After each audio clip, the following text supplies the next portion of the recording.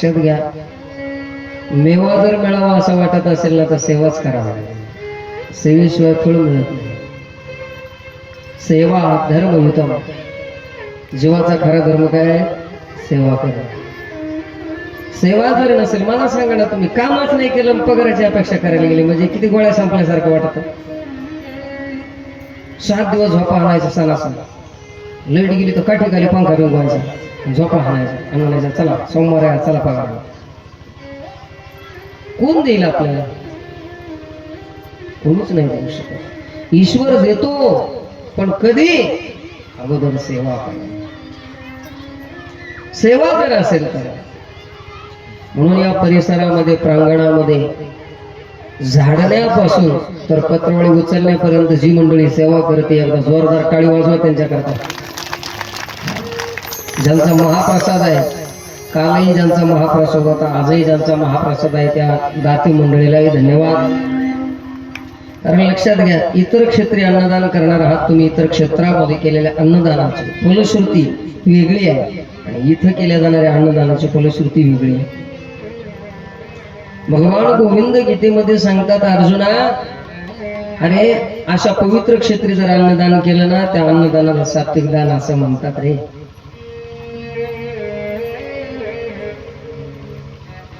दातव्यमिति दानं दीयते रूपकारिणे देशे काले च पात्रे च तद्दानं सात्विकं श्रुतं. ते दान सात्विक आहे. ज्या दानामध्ये कुठल्याही प्रकारचा मोबदला वा संबंध नाही. आणि इथं जो दान करतो तोही पुण्यवान,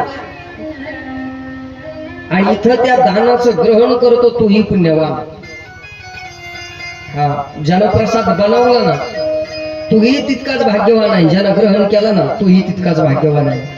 कारण इथं ते अन्न न राहता तो प्रसाद बनलेला असतो आहे का. आणि प्रसादामध्ये सामर्थ्य आहे. भगवान सांगतात, अर्जुना, प्रसादे सर्व दुःखानां हानिरस्योपजायते प्रसन्न चेतसो याशु बुद्धी पर्यवतिष्ठते. ज्यानं प्रसाद ग्रहण केला ना त्याच्या दुःखाचा नाश होतो. सगळे दुःख त्याचे निवृत्त होतात आणि त्याला परमानंद प्राप्त होतो.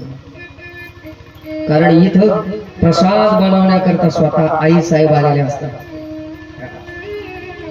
स्वतः जगदंबा परंबा भवानी लक्ष्मी आई साहेब अन्नपूर्णेच्या रूपानं त्या प्रसादाजवळ उभे आहेत. याचं मी नाही, तुकाराम महाराज सांगतात. तुका म्हणे पाक लक्ष्मीच्या हाती, तुका म्हणे पाक लक्ष्मीच्या हाती, तुका म्हणे पाक लक्ष्मीच्या हाती, तुका म्हणे पाक लक्ष्मीच्या हाती, तुका म्हणे पाक लक्ष्मीच्या हाती, तुका म्हणे पाक लक्ष्मीच्या हाती, तुका म्हणे पाक लक्ष्मीच्या हाती, कामने पाकलक्ष्मीच्या हाते ओंकारी सागती निरूप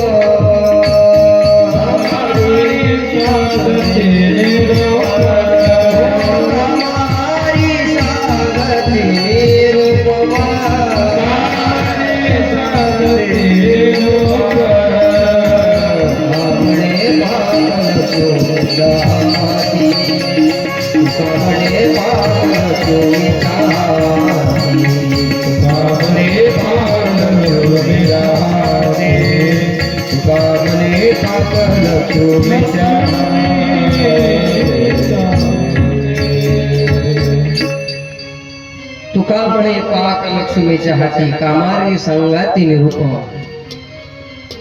म्हणून प्रसाद बनवणारे हे धन्यवाद. आणि तुम्ही सर्व महिला पुरुष मंडळी, पाठीमागे महिला मंडळीला जागा नाहीये मला दिसतंय. माझी विनंती आहे तुम्हाला इथं समोर येऊन बसा. या समोर या. आता या मार्गामध्ये कोणीच नाही येणार. आता या पुढे या. श्रोत्याच्या आणि वक्त्याच्या मध्ये जास्त अंतर नसावा. या जवळ या. कमी तिकडे येऊ. पहा तुम्हाला अडचण येत असेल मी तिकडे येतो. मग आता काय इलाज आहे त्याला. काल कथा ऐकली आपण, श्रवण केलं की ज्या ग्रंथाचं महिमान आपल्याला जोपर्यंत कळत नाही, महात्म्य जोपर्यंत आपल्याला कळत नाही, तोपर्यंत आपल्या अंतःकरणामध्ये त्या ग्रंथाविषयी किंवा त्या व्यक्तीविषयी श्रद्धा निर्माण होत नाही. कार्य करीत असताना कार्याविषयी श्रद्धा निर्माण होण्याकरता त्याचं महत्व माहीत पाहिजे. आणि त्या महिमानामध्ये विशेष करून आपण देवराज ब्राह्मणाची कथा ऐकली. सुत महाराजांनी देवराज ब्राह्मणाची कथा सांगितली शौनकादी ऋषींना. या गुरुजी या मूर्ती या. आमचे परममित्र आदरणीय हरिभक्तीपरायण यावर या.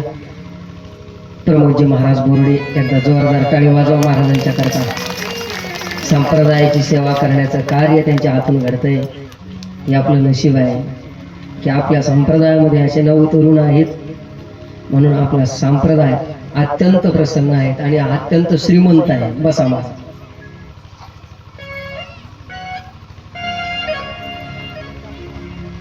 काय सांगत होतो मी. कथा तुम्हाला खरं सांगतो, कोणाला सांगू नका. संसारामध्ये सगळ्या व्यथाचे फक्त कथा श्रेष्ठ आहे. नाही तर सगळ्या व्यथाच व्यथा आहे. त्या व्यथा कोणाजवळ सांगायचं सुद्धा काम नाही बापू. सांगायला गेलं का मग ते टांगायला येतं.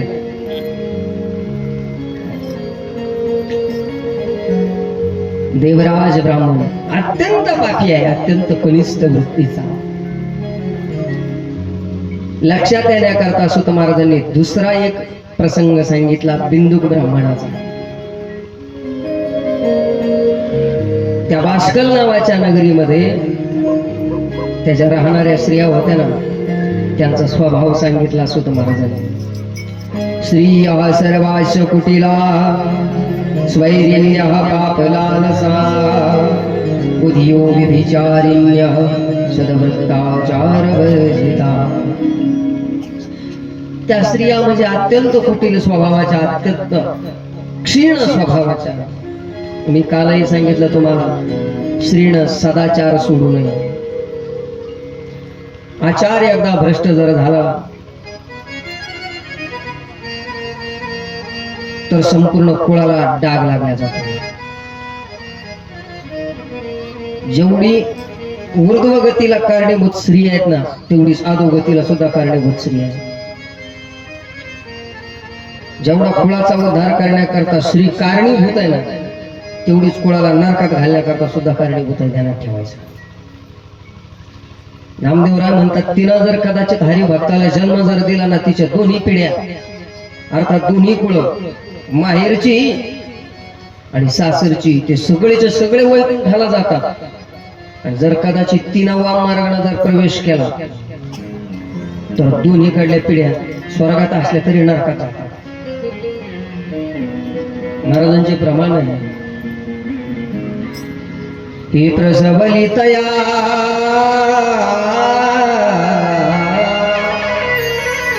कुळाचा उद्धार तो तरी निर्धार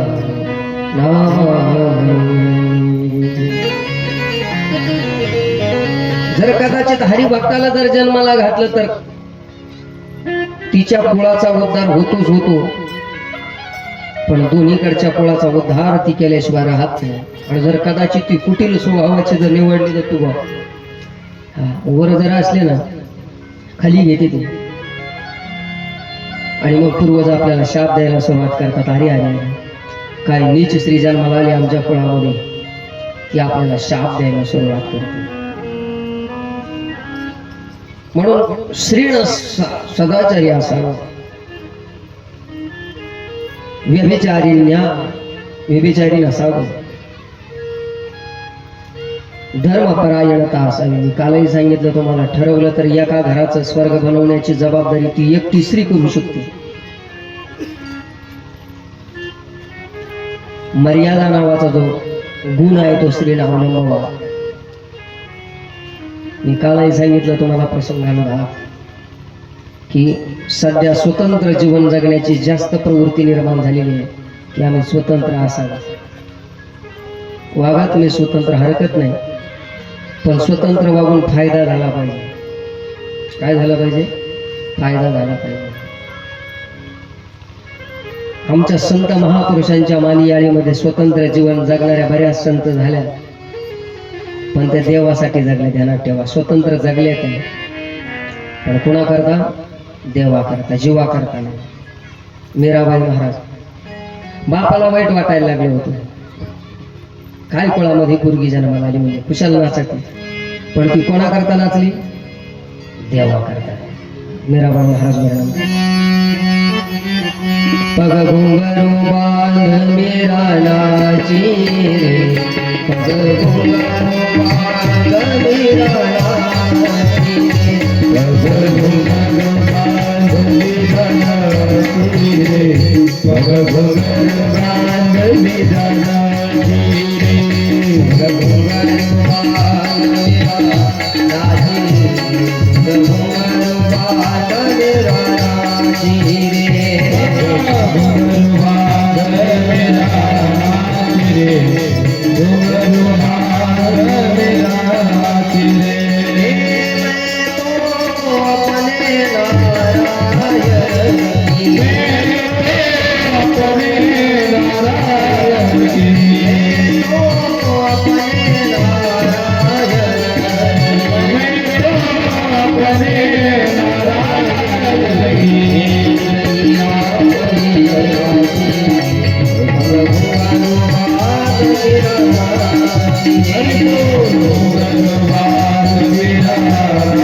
रे, घुंगरू बांध मीरा नाची रे.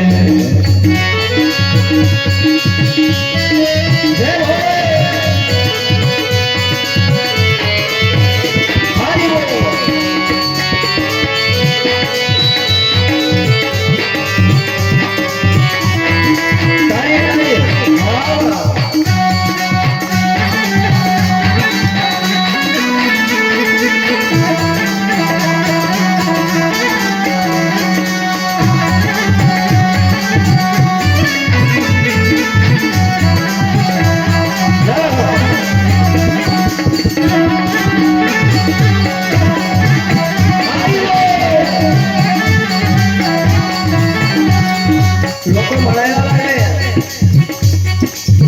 काय वेगळे कराय, हे लोक कहे मेरा भाई रे बा, लोक कहे मेरा भाई रे बा, लोक कहे मेरा भाई रे बा, लोक कहे मेरा भाई रे बा.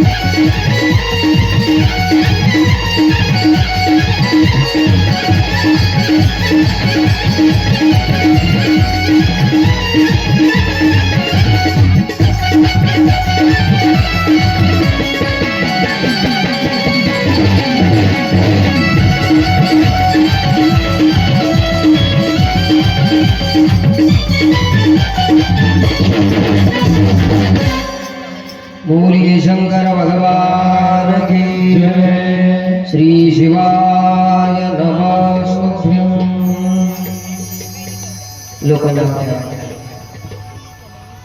लोग कहे मीरा भैरे बावरी, बाप कहे कुल नाशी, मग घुंगरू बाग मीरा नाचती रे. बापाला सहन झालं नाही, बापाला शेवटी विषाचा प्याला दिला. म्हणून श्रीण बंधनामध्ये असावं, बाल्यावस्थेमध्ये पित्याच्या आश्रयाखाली जीवन जगावं, सौभाग्यवती झाल्यानंतर पतीच्या आश्रयाखाली जीवन जगावं, आणि वृद्धाप काळामध्ये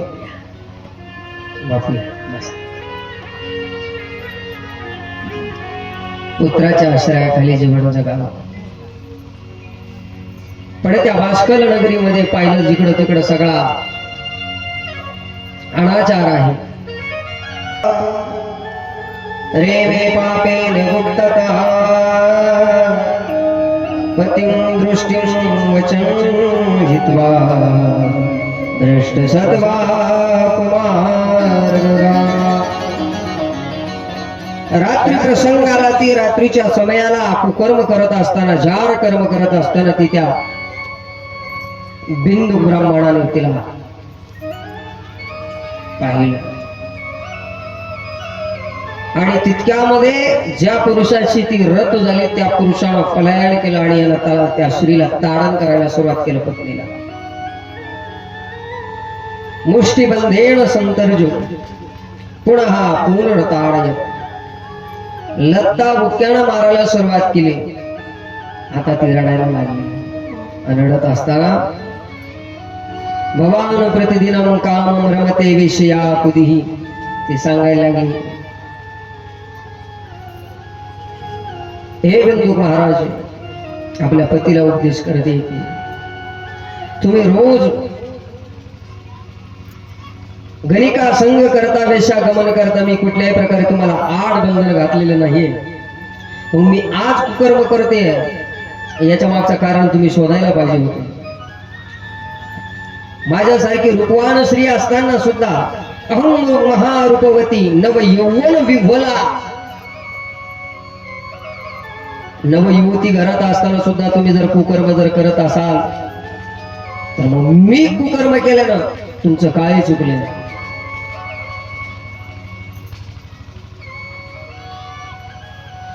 त्यालाही थोडासा आत्मबोध झाल्यासारखं वाटलं. खरं आपणही चुकीचं वागतो, मग ही वागल्यानं पुढे बिघडलं. मग त्यानं मधला मार्ग काढला. तुम्हाला असं कर म्हणले, तू देह विक्रय कर, तुला शरीर सुख प्राप्त होईल आणि त्याच्यापासून मला धन प्राप्त होईल. जे धन तुला येईल ते धन मला दे, तुलाही विषय भोग मिळेल आणि मलाही विषयाचं सुख मिळेल. कालांतराने पाहता पाहता तो बिंदू मृत झाला आणि त्या मृत झालेल्या बिंदुकाला यमपुरीमध्ये यमधर्माने ओढत ताडत घेऊन जायला सुरुवात केली. आता विप्र असा कुमतीर बिंदुर्गो वृषली पती कालेन निधन प्राप्तो जगाम नरकम खलहा. नरकात ढकललं महाराज त्याला. हजारो वर्ष 28 प्रकारच्या नरकामध्ये त्यानं यातना भोगल्या. रवरव, कुंभीपाक, असीपत्र, महीपत्र, शालमली, या सगळ्या नरकामध्ये हजारो वर्ष त्याने भोगले. आणि भोगल्यानंतर पुढे विंध्याचल पर्वतावरती तो आणि पिशाच. आता पती गेल्यानंतर महाराज समाज तरी आपला किती दिवस स्वीकार करतो. एकदा शरीर कृश झालं ना महाराज, मावळतेच्या सूर्याला किती आज्ञेने माणूस असला तर हात जोडत नाही त्याला. तेव्हा शरीर ढळाल्यानंतर महाराज किती शरीरावर तेज असलं, किती स्वरूप असलं ना, त्या शरीराला काळीमा लागल्या जाते. 4 दिन की जिंदगी तेरी बीती उमरिया ढल जाए रे. 4 दिवसाची जवानी असते माणसाची, पण त्या 4 दिवसाच्या जवानीमध्ये तो कोणालाच मानायला तयार नाही. तो बरं म्हणतात, तू रेड्यासारखा मुसमुस करतो, पण त्याच्या लक्षातच नाही की उद्या शरीर पुरुष झाल्यानंतर कुणी त्याच्या जवळ यायला तयार नाही. या चंचुलीची ही तीच प्रथा झाली. आता बिंदुक पत्नी सा चंचलावा प्रसन्न, ती मनामध्ये विचार करायची काय झालं असेल आता. हे कालांतराने शरीर तिचा पुरुष झालं, ढळायला लागलं आणि शेवटी एक दिवस तिच्या गोत्रवर्गामध्ये सगळे तीर्थयात्रेला निघाले. तीर्थयात्रेला निघाल्यानंतर मग आता ती बाकीची मंडळी जी होती ना, ती बाकीची तीर्थयात्रेला गेली, पण ही फिरण्याकरता गेली. देवधर्म सांगी पडिले सकळ. तिच्या डोक्यामध्ये बापू काय तीर्थयात्रा ह्या वालगडी नव्हत्या बरं का, तिला जत्रा करायची होती. काय करायची होती? तिच्या डोक्यात जत्रा होती. फिरायचं म्हणून फिरायचं. मग आता त्याला काय असं काय देव झाला पाहिजे का? आपल्याकडे बरं आहे, रावणताच्या काही भागामध्ये सप्तामध्ये ते होते, पण ते आहे का? त्यांच्या डोक्यात फक्त गंगागिरी महाराज हरियाणाला नाही का, त्यांच्या डोक्यामध्ये त्या बाकीच्या गोष्टीचं काहीच नाही. त्यांच्या डोक्यात फक्त उदरम भरिणो जीवा हा आज बेकरी व्यवस्थित. जर कदाचित एवढं करू नाही, जर त्यांच्यापर्यंत शेवट पुन्हा डबल आमटी जर नाही गेली तर ती पुन्हा वेगळं देते. काय वाढे घरी हे ऐकून जाऊ आम्हाला डबल आमटी. अरे तू खायला आला का बेडे? तू जिडं नाही तिकडे शिवळ सांगितोय. तू यात्रेत फिरायला लागली आणि फिरता फिरता एका शिवालयामध्ये येऊन थकले गेले, बसले गेले. मंदिर असतं ना, मंदिराचा एक स्वभाव आहे, त्या मंदिराच्या जागेचा गुणधर्म आहे. तुम्ही त्या मंदिरामध्ये बसले का आपाप मन रमतं. ध्यानात ठेवा, मंदिर अरण्यात असो किंवा लोकांतात असो किंवा एकांतात असो, जिथं मन रमल्या जातं ना त्याला मंदिर म्हणतात. लक्षात ठेवा. ती त्या मंदिराच्या वाटेवर बसली, तिचं मन शांत झालं, शरीर थकलेलं आहे. आणि तिथं एका ब्राह्मणानं, एका विप्रानं भगवान भोलेबाबाचे गुणानुवाद गायला सुरुवात केली. शिवानुग्रहता सर्वं पापं सद्यो विनश्यति. भगवान शिवाच्या नावाचा महिमा सांगायला सुरुवात केली की भगवान शिवाच्या नावाने सगळ्या पापाची निवृत्ती होते. आणि जे लोक शिवनाम घेत नाही म्हणले ते नरकाला गेल्याशिवाय राहत नाही. कारण केलेल्या पापाची फलश्रुती त्यांना भोगावीच लागते. हा नियम आहे. यस्यामी दुर्गती काम हो रहा कष्टदायिनी. ते नरकाची यातना सांगायला सुरुवात केली. आणि ज्या वेळेस त्या नरकाच्या यातनेचं वर्णन ऐकलं, या चंचुलीनं ती घाबरायला लागली. ती म्हणली हे सगळे पाप मी केलेले आहे.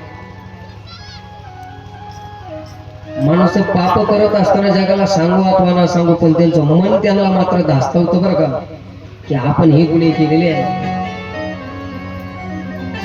तुम्ही इतराच्या साक्षीची चिंता करू नका.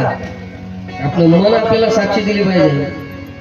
आणि ज्यानं कुकर्म केलेले आहेत, ज्याच्या हातून दुष्कर्म घडलेले आहे, ती व्यक्ती त्याच्या मनाच्या बोजालाच ते गांगरलेलं असते. ज्या वेळेस त्या चंचुलीनं ऐकलं ना, मारिती तोडीती झोडीती निष्ठुर यमाचे किंकर बहुसा. आता तिला भीती वाटायला लागली. अरे आता हे सगळं मला भोगायला येणार आहे. ती महात्म्याला शरण आली. आणि शरण आल्यानंतर महात्म्याला सांगायला लागले, हे मित्रवर हे सगळे गुन्हे मी केले, काय करू? महात्म्याला सांगितलं, घाबरू नकोस पोरी. अगं जगाच्या पाठीवर तू कोणतंही पाप कर, ते पाप जाळणार नाही असं शिवनामच नाही. शिवनामा पुढे कसलंही पाप असतं ते टिकणार नाही. कारण त्याचं नाव आहे हर. हर हरती पापानी. सगळ्या पापाचं हरण करण्याचं ज्याचं सामर्थ्य आहे तो भगवान शिवाय. शंकरोती ती कल्याणमिती शिवशंकर. हा जो कल्याणकारी आहे तो भगवान शिव. महाराज त्या भगवान शिवाच्या नामचिंतनामध्ये सात संहिता तिनं श्रवण केल्या, 24,000 श्लोक तिनं श्रवण केले. आणि पाहता पाहता ती चंचला अंतकाळच्या समयाला शिवनामामध्ये मग्न झाली आणि देहत्याग केला. पाहता पाहता भगवान कैलास पर्वतावरती भोले बाबाच्या समक्ष तिची ती दिव्य ज्योत प्रगट झाली. मा परांबा भगवती जगज्जननी जगदंबा केलेल्या श्रवण साधनेमुळं तिची मैत्रीण झाली. काय भाग्य असेल तिचं, जगदंबाजीची मैत्रीण आहे. आणि त्या चिंचुलीचा अधिकार इतका वाढत गेला की माता पार्वतीच्या जवळ तिला स्थान मिळालं. पाहता पाहता सुत महाराज म्हणतात तिचा चेहरा मला झाला. जगदंबेनं तिला विचारलं, म्हणे का ग, तुला असं काय दुःख आहे, इतक्या शिवलोकामध्ये तू वावरते, अशा कोणत्या दुःखानं तुझं मन कष्ट आहे मला सांग. ती चंचुला सांगायला लागली, माझी पती जो बिंदुक आहे, हा बिंदुक नेमकं कोणत्या स्थानावर आहे, हे कुठं आहे, हे शिवायनी, हे कल्याणी, हे मृडाने मला सांग. त्यावेळेस जगत जगदीनं आपल्या योग मायेनं अर्थात ध्यान लावल्यानंतर पाहिलं तर हा विंध्याचल पर्वतावरती एक पिशाच मुनीला प्राप्त झालेला होता. वायू भक्षण करीत असे हजारो वर्षापासून वेदना सुरुवात झालेल्या आहे. त्याला प्रत्येक वेदनेला त्याला सामोरं जावं लागत असे. काय करावं.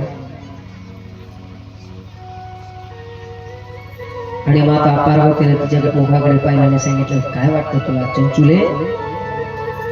हे आई साहेब, मला असं वाटतं माझा उद्धार झाला तसा माझ्या पतीचा सुद्धा आपण उद्धार करावा. सांगितलं ठीक आहे. तुंबरू नावाच्या गंधर्वाला बोलवलं आणि त्या तुंबरूला सांगितलं, जा विंध्याचल पर्वतावरती जाऊन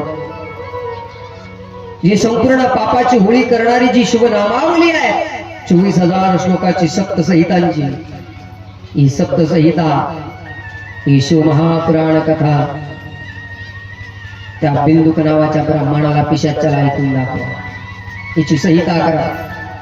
आणि पाहता पाहता 7 दिवसाची कथा. आणि त्या चंचुलेनं आणि तुंबरू गंधर्वानं त्या बिंदुकासमोर जाऊन पहिली संहिता झाली, दुसरी संहिता झाली, तिसरी संहिता झाली. 7 संहिता पूर्ण झाल्याबरोबर महाराष्ट्राचं पिशाच स्वरूप भग्न झालं, जळून भस्म झाला. आणि त्या पिशाच स्वरूपामधून हृदयदीप्यमान पुरुष बाहेर आला आणि हात जोडून आपल्या त्या तुंबरू गंधर्वाच्या समोर उभा आहे. चंचुलेने विचारलं, आपण कोण. तो हसायला लागला. तो मला ओळखलं नाही, तू कोण आहात आपण. चंचुले, अगं मी तुझा पती बिंदू. तुम्ही इतके तेजस्वी आहात. चंचुले, तुझा हे जे दिव्य शरीर मला प्राप्त झालंय ना चंचुले, या माझा सगळ्यात मोठा सिंहाचा वाटा जर कुणाचा असेल तर तो तुझा आहे. तुझ्या कृपेनं तू माझ्यावर कृपा केली चंचुले, म्हणून तर मला शिवाय अर्थात भगवान भोले बाबाची शिवायनी गंगा अमृतधारा मला उपभोगायला मिळाली, श्रवण करायला मिळाली.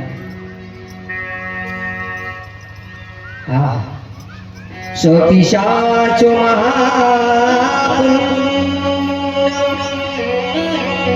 श्रुत्वा शिवपुराणकम्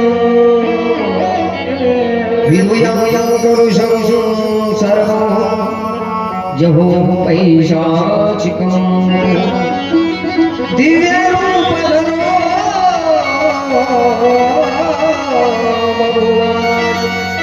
गौरवर्णशतः शुकः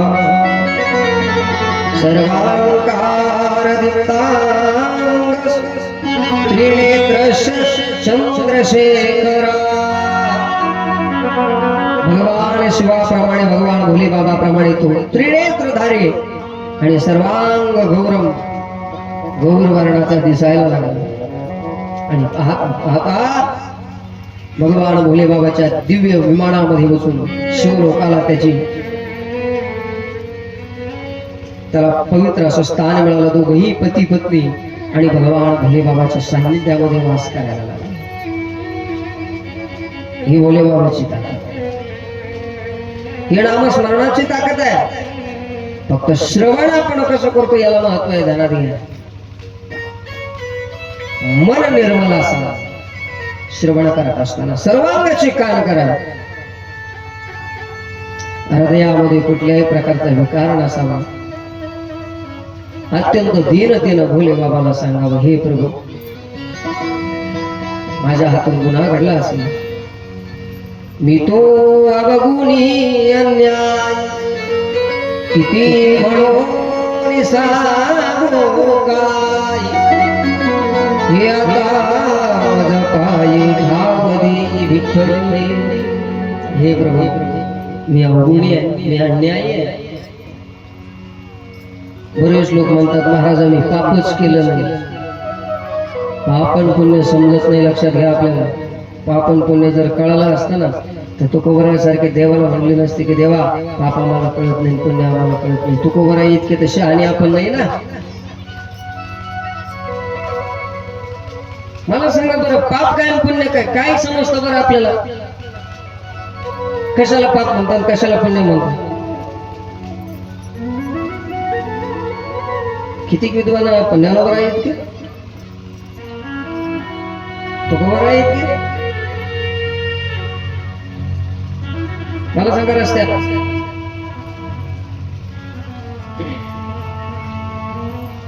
पाप आणि पुण्य कार्य चांगलंय का वाईट आहे हे अगोदर नाही शुद्ध होत. हे कधी सिद्ध होतं माहिती आहे?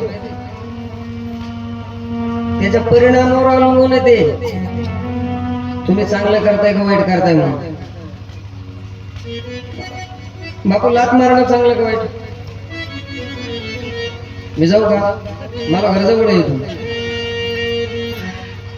मला सांगा, लाता मारणं चांगलं का वाईट? कशात लात मारणं चांगलं का वाईट आहे? वाईट आहे, बरोबर आहे. तुम्ही तुमच्या उत्तरात बरोबर राहा बरं का, फक्त जागा सोडू नका. आता मला सांगा, तीच जर पाळायची असली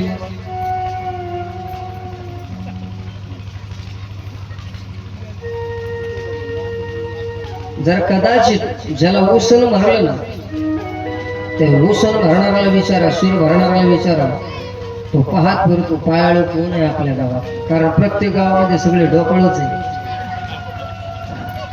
1000 माणसात एखादा पायाळू असतो. लोक सांगतात तो मारुतीच्या वटेवर बसलाय, जा त्याला भेट. आता मला सांगा, मारुतीच्या वटेवर दुसऱ्याला लाथा मारणं चांगलं आहे का वाईट आहे? बोला ना. तुम्हाला काय झालं, जुन्या काळामध्ये श्रावण महिन्यामध्ये प्रत्येक गावात कथा चालायची. जोशीबाबा कथा चालत असल्या म्हणजे 10-5 लोक ऐकायला येऊन बसायचे पुढं. त्याच्यात एक जण समोर येऊन बसायचा. आबा ते समोर आला का तो काय करायचं माहिती आहे का? खरं आहे माणूस, त्याचा ठेपाच होता तो काय म्हणायचा, खरं आहे महाराज.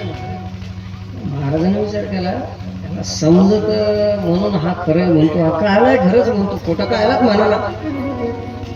त्याला काय म्हणतो महाराज बोलले, ह्याची परीक्षा घेतलीच पाहिजे. दुसऱ्या दिवशी त्यांनी थोडा काल्पनिक दृष्टांत सांगायला सुरुवात केला. महाराज बोलले, काय झालं? तुम्हाला काय झालं? एक मोठं वारं आलं. तुम्हाला खरं आहे महाराज, जसं वारं आलं म्हणले तसं सुमेरू पर्वत लगेच 2 ठिकाणी झाला. असंच वारं आलं. जसा सुमेरू पर्वत दुभावला त्याच्यावर बसलेलं मोहोळ लगेच उठून गेलं. तो मला खरं आहे महाराज. जसं मोहोळ उठलं तसं पंचगंगा घेऊन घुसलं. तो मला खरं आहे महाराज. एका माशीनं एक बिली उचलली. तुम्हाला खरं आहे महाराज. पुन्हा दुसरं वारं आलं. जसं वारं आलं तसं पर्वत होता ना, पुन्हा एकत्र आला. तो मला खरं आहे महाराज. जसं मोहोळ इथून उठलं पुन्हा आपल्या जागेवर जाऊन बसलं. मला खरं आहे महाराज. महाराज म्हणले, साल्या अरे मला वाटतं तुला काहीतरी कळत असेल. अरे मूर्ख तू नाही म्हणले, मूर्ख मी आहे. तो मला खरं आहे महाराज.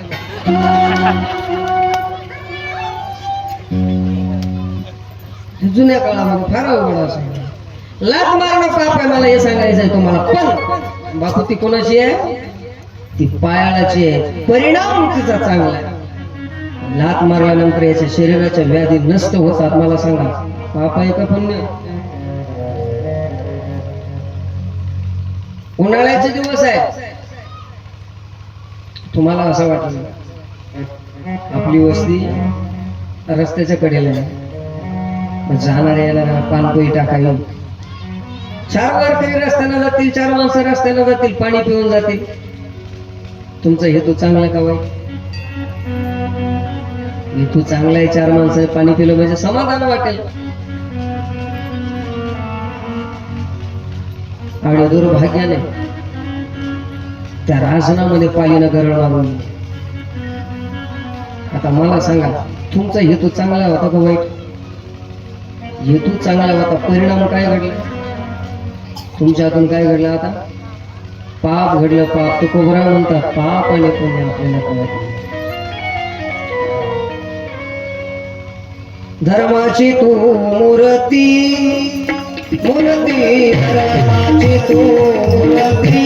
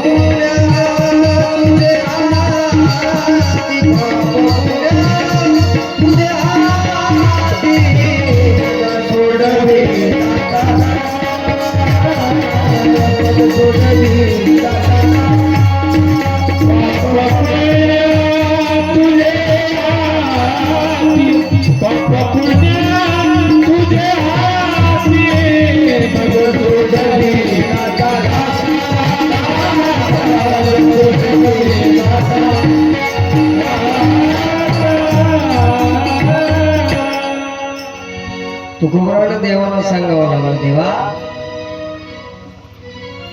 धर्माची तू मूर्ती, पाप पुण्य तुझे हाती, मज सोडवी दातारा, कर्मापासून दुस्तारा.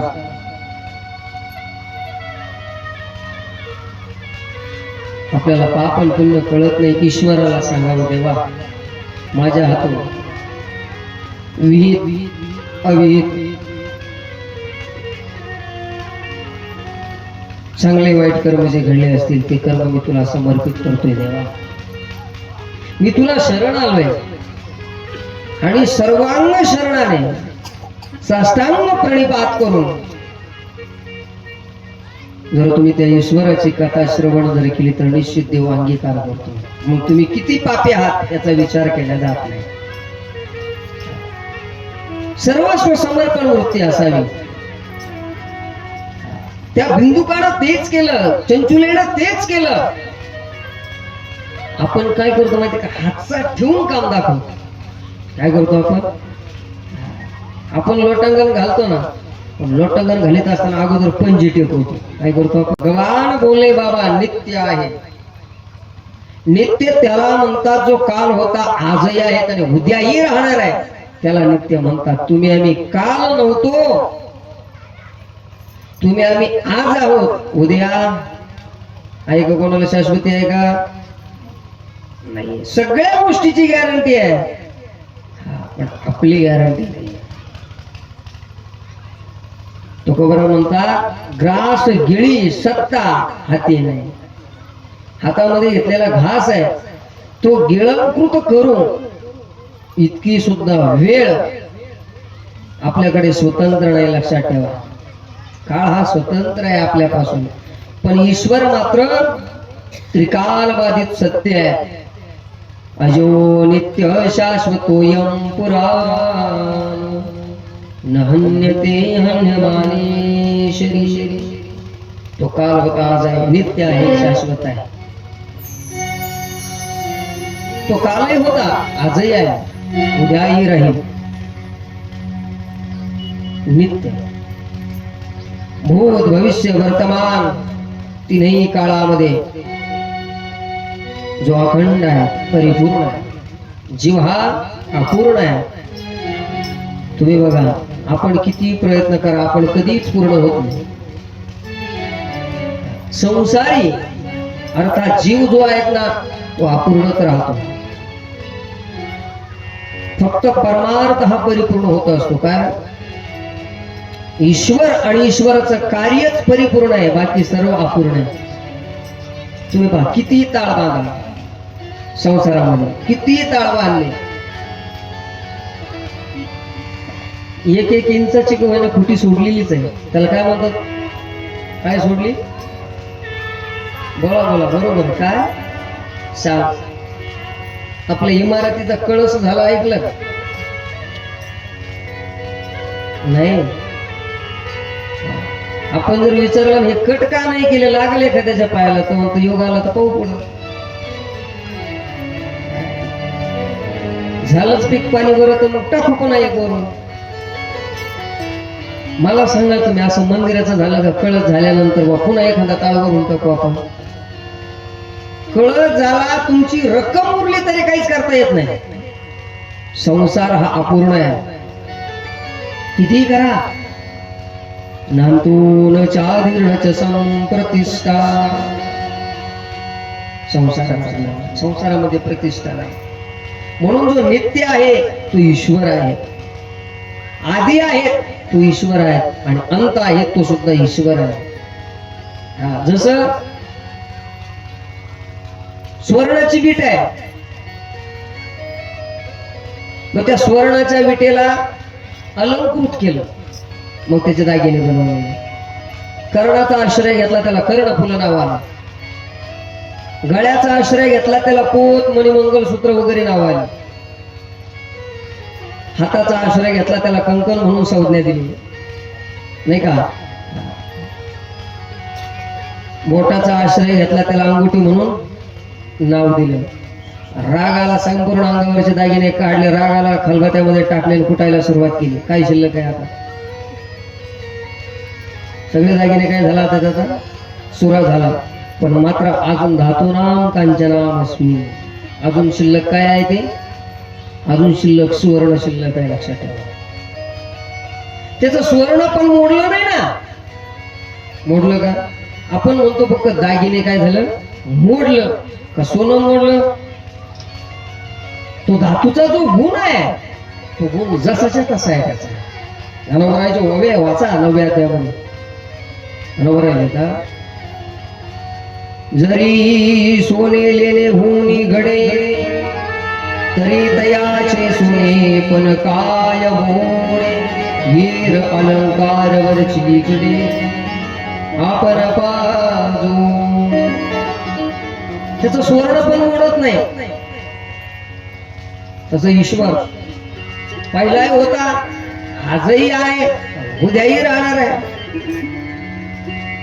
अखंड आहे तो. आणि तो कसा आहे? मंगल आहे. मंगलमय आहे तो, सुखदायी आहे तो स्वतःही आनंदी आहेत आणि त्याचं नामस्मरण करणाराही आनंदी होतो. मंगलदाय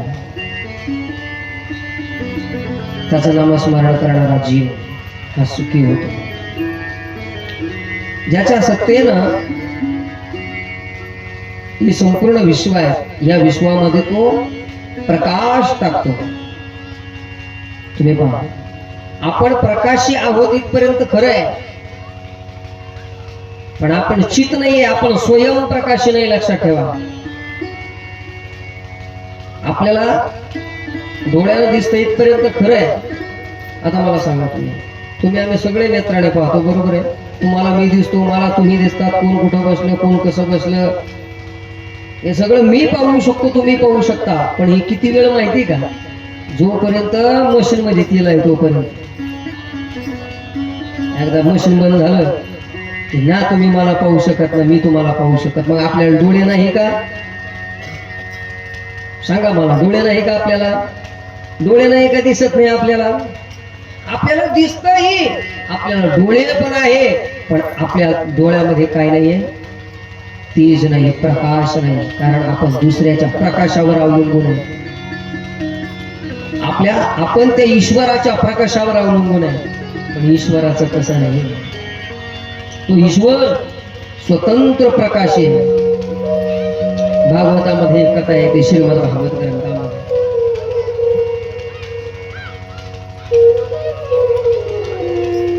गोपिका यशोदा मैया जवळ गेल्या आणि मैयाला सांगायला लागला, मैया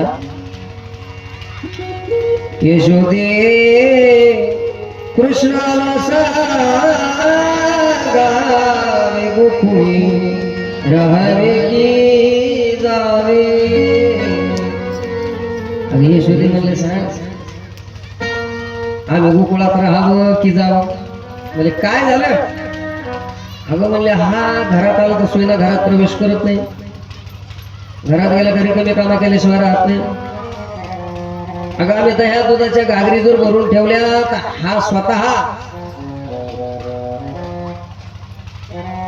मोहरक्या होतो, घरात घुसतो, पुढारी होतो आणि सगळ्या दह्या दुधाचा नाश करतो. बरं खात बी नाही ना. तो खाल्ल्यानंतर काय करतो माहिती का? उमऱ्यातून कसा वगळा अंगणात येईल ह्या गोष्टीवर जास्त लक्ष देतो तो. सांग यशोदे काय करावं? यशोदा माईला सांगितलं, तुम्हाला एक मार्ग सांगते, ती प्रक्रिया तुम्ही करा. काय? असं करा म्हणले, माझ्या मुलाला, माझ्या लालाला त्याच्या सावलीची सुद्धा भीती वाटते. काय? त्याच्या सावलीची सुद्धा भीती वाटते. तेव्हा अंधारात जायचं तर बाजूलाच राहील. तुम्ही असं करा म्हणले, तुमच्या त्या त्याच्या घागरीत म्हणले अंधारात ठेवा, तो जाणारच नाही. विशाखा नावाची गोपिका समोर आली, अरे मैया हे सगळे तोडगे करून थकलोय. आम्ही प्रयोग केला म्हणजे अंधारामध्ये ठेवण्याचा. अंधारात ठेवलं म्हणजे हात तिथं गेला का उजेड पडतो. काय होतं? हात तिथं गेला की उजेड पडतो. उजेड न तत भासयति सूर्यो न शशांको न पावका यद गतवान निवर्तन्ते तद्धाम परमं मम. हा जर कदाचित जिथं गेला म्हणले तिथं प्रकाशमान, याचा अर्थ ईश्वर हा चित आहे, स्वयंप्रकाशी आहे. आणि तुमच्या आमच्यामध्ये चैतन्य सुद्धा त्याचंच आहे, लक्षात ठेवा. त्यानं जर तुमच्या आमच्यातलं चैतन्य वजा जर केलं ना, तर तुम्हाला आम्हाला जग अमृत घोषित करेल. देखवी ऐकवी एक नारायण,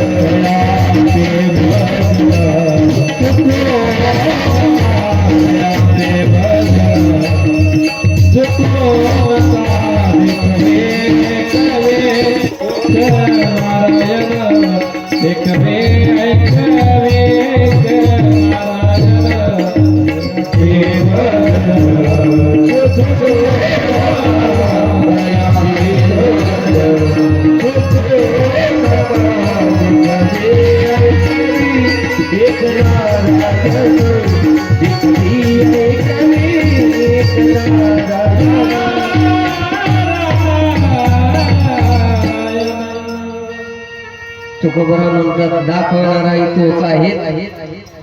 देखवी ऐकवी एक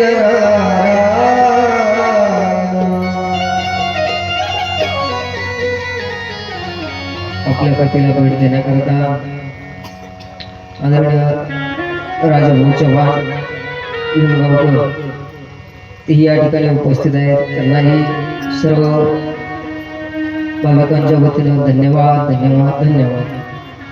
बोलिए शंकर भगवान की जय. श्री शिवाय नमः. असा असणारा मंगलदायी भगवान त्या भगवंताची स्तुती केली आणि ग्रंथामध्ये प्रवेश. सुत महाराजांनी शौनकादी ऋषींनी सुत महाराजांना प्रश्न केला.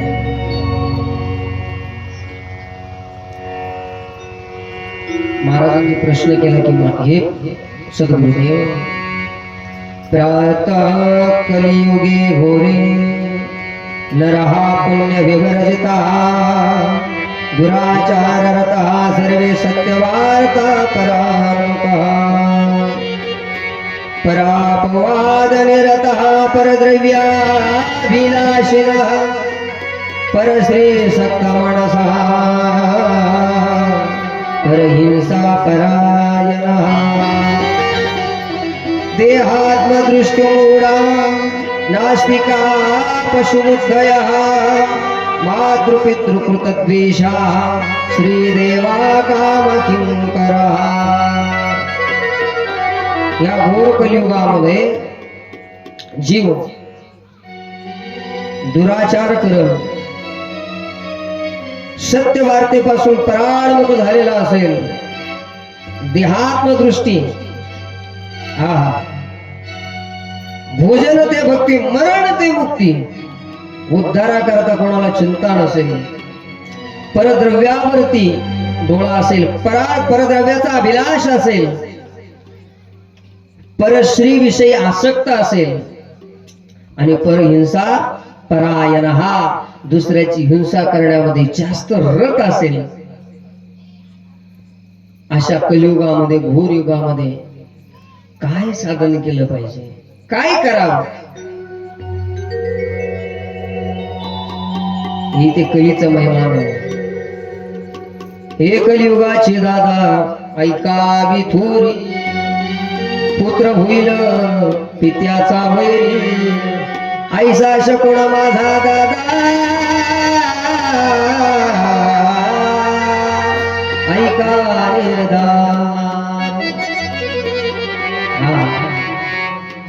नाथ महाराजांनी आपल्या वारुणामध्ये वर्णन करून ठेवलं. बाबा हे 5 वर्षाची नारी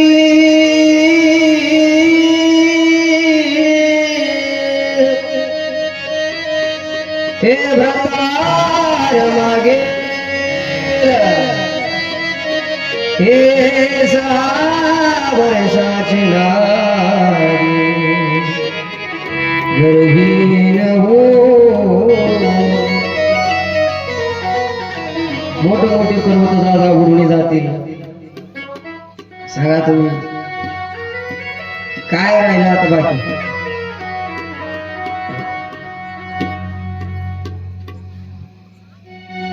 हे कलियुगाचे लक्षण आहे. या घोर कलियुगामध्ये काय करावं जगा? त्यावेळेस सुत महाराज म्हणतात, अशा कलियुगामध्ये एकमेव साधन आहे, साधु पृष्ठ साधवो वत्रैलोक्य हितकारकं गुरुं स्मृत्वा भवत् स्नेहात् दक्षेत श्रोताधरा. आपल्या गुरुजीचं स्मरण केलं आणि सांगायला सुरुवात केली. हे प्रभू, हे ऋषीवर, तुमचा प्रश्न अत्यंत गोड आहे, अत्यंत मधुर आहे. तुमच्या प्रश्नाचं उत्तर म्हणजे एकमेव एकच आहे. जाण याप्रमाणे तृण अग्नी मेळे समर सुधाले. गवताची गंजी आहे आणि त्या गवताच्या गंजीला जशी आगीची काडी लावल्याबरोबर ती भस्मसात होते, तसं एकमेव साधन म्हणजे भगवान भोले बाबाचं नामस्मरण. जी ताकद माणसात नाही ती नावात आहे, लक्षात ठेवा. भगवान प्रभू रामचरित्र मानस मध्ये कथा येते. रामजी मोठी आहे का? रामजी मोठे नाहीये, रामजीचं नाव मोठं आहे, लक्षात ठेवा. ईश्वर मोठा नाही, ईश्वराचं नाव मोठं आहे.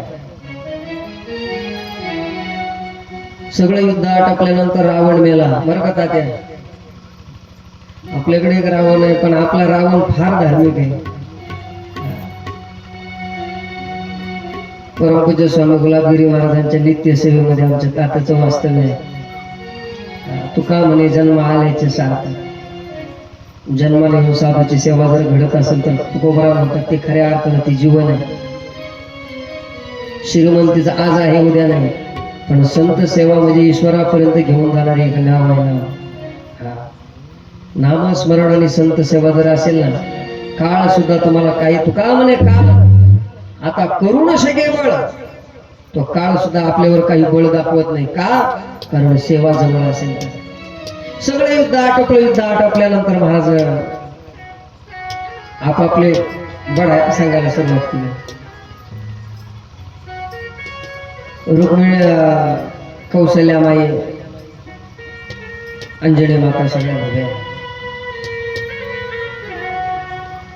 रावण मारला, अमक्याला हा मारला, तमक्याला तो मारला, सगळी चर्चा सुरू झाली जिकडे तिकडे. तितक्यामध्ये अंजनी माता आल्या आणि अंजनी मातेनं सांगितलं,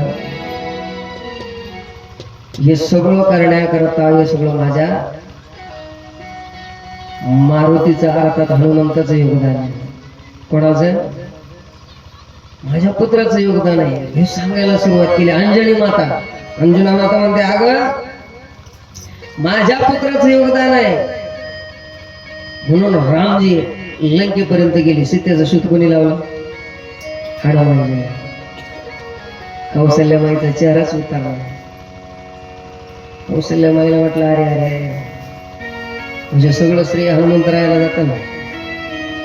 सगळं झाल्यानंतर रामजीनं विचारलं कौशल्यामाईला, सकाळची वेळ आहे आणि रामजीचा स्वभाव होता, हे प्रातःकाळ उठ गे रघुनाथा,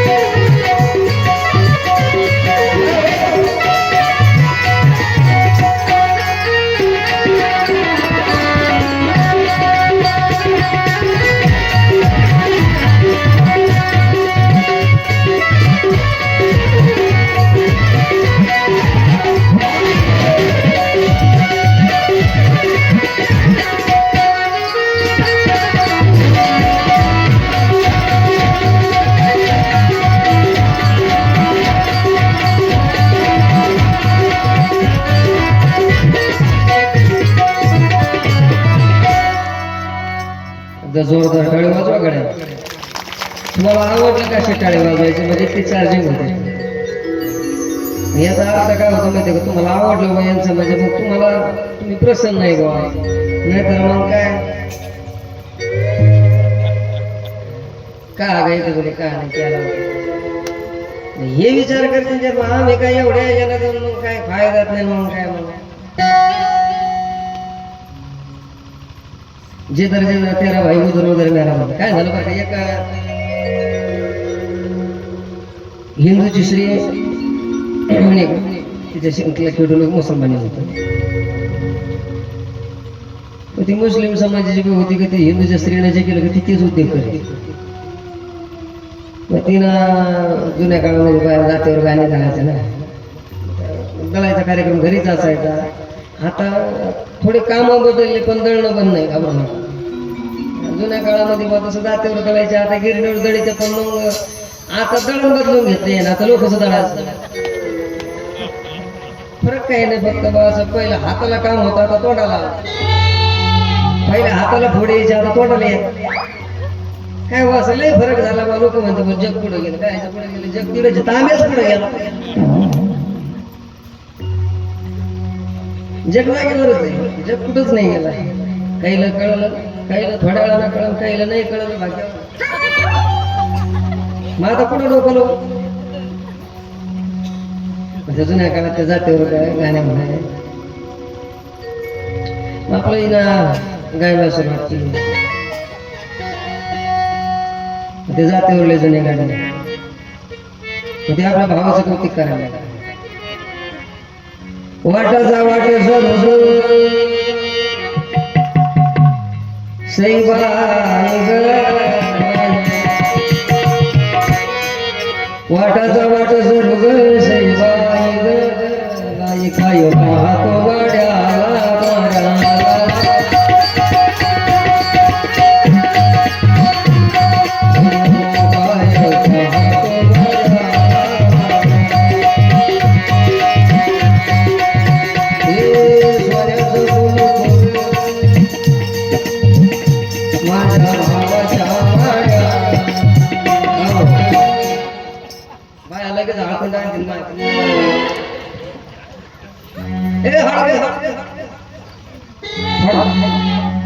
माझं माझं तिला चैन मारावं का मग तिनं तिकून जाता आपटवलं. हिला काय बिचारीला जमाना ते सगळ्याच सगळे यमक जुळाते असं नाही. तुला ते म्हणता येत नव्हतं काय. काही सगळे शब्द हिंदीतले मराठीत, मराठीतले हिंदीत बसती नाही. तुम्ही काही मराठी शब्द हिंदीत किती असं ते मिळवायचा प्रयत्न करा, ते मिळले जात नाही. तो यमक बसत नाही. हिनं डोकं लावलं हे आपल्याला जमत का नाही जमत आपल्याला अशक्य. असं काय आहे जगाच्या पाठीवर. तिला जुळवायला असं माहिती. अरे जिधर तेरा भाई उधर उधर मेरा भाई. जिधर तेरा भाई उधर उधर मेरा.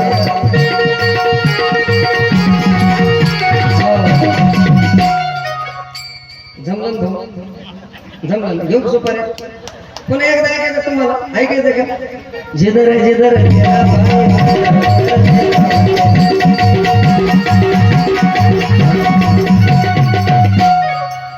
कसं काय बोलत बोली शंकर भगवान की जय. काय सांगत होतो मी कथा. तुमचं बरं आहे राव, तुमच्या ध्यानात नाही राहत. नाही काही जरी सांगितलं तरी तुम्ही हा बरं तुमचंच घर आहे, आमचं सगळंच खोट आहे.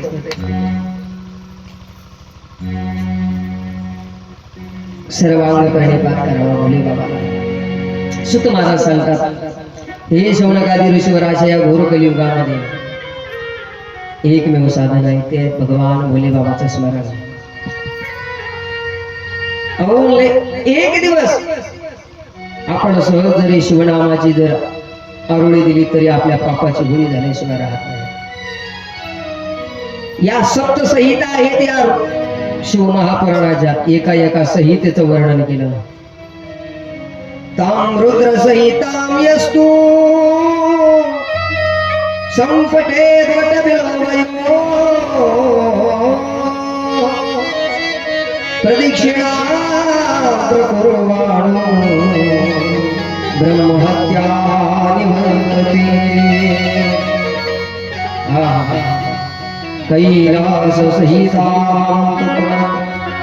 ततोपि परमा स्मृता ब्रह्मस्वरूपिणी साक्षात् प्रणवात् प्रकाशिका. रुद्र संहितेचा पाठ जर केला ना शौनकादी ऋषीवर ब्रह्महत्या जरी आपल्या हातून घडलेली असेल, वटवृक्ष किंवा बिल्ववृक्षाला प्रदक्षिणा करीत असताना या रुद्रसंहितेचा पाठ करावा. आणि आपण जर बिल्वपत्राखाली, त्या बिल्ववृक्षाखाली किंवा वटवृक्षाखाली प्रदक्षिणा घालून जर कधी रुद्रसंहिता वाचली ना, त्याची फलश्रुती सांगितली, ब्रह्महत्यादी पातक सुद्धा जळून भस्म होतात. हा, कैलास संहिता वाचत असताना जर कधी ओंकाराचा जप केला तर आपल्याला साक्षात कैलास पर्वतावरती स्थान मिळतं. हेच नाही, चतुर्दशीच्या दिवशी उपवास करून बिल्ववृक्षाखाली या संहितेचा जर पाठ केला आपण किंवा शिवनामाची गर्जना जरी केली तरी चतुर्दशायां निराहारो यः पठेत् संहितां बिल्वमूले शिवः साक्षात् सदेवस्य प्रपूज्यते. तो साक्षात शिव स्वरूप झाल्याशिवाय राहत नाही. साक्षात भगवान शिवच आपलं स्वरूप त्याला प्रदान करतात. द्वितीय इव रुद्र, हा दुसरा रुद्रच तो बनला जातो. इतकी ताकद आहे शिवनामात. म्हणून आपण त्या भगवान भोलेबाबाचं अखंड चिंतन करावं. त्या भोलेबाबाला जे पाहिजे ते आपण दिलं पाहिजे. काय बरं का, ईश्वराला जे प्रिय आहे ना आपण ते देत नाही. ईश्वराला जे पाहिजे ना ते आपण त्याला देत नाही. आपण अनायास आहे. प्रेम ईश्वराला पाहिजे आणि वस्तू जीवाला पाहिजे. ध्यानात घ्या, वस्तू कोणाला पाहिजे? जीवाला. आपण उलट करतो, आपण प्रेम लोकांवर करतो आणि वस्तू देवाला देतो. ईश्वर बोलतो मला काय करायचं याचं. भाव के बस में भगवान, बस में भगवान, भाव के बस में भगवान, भाव के बस में भगवान, भाव के बस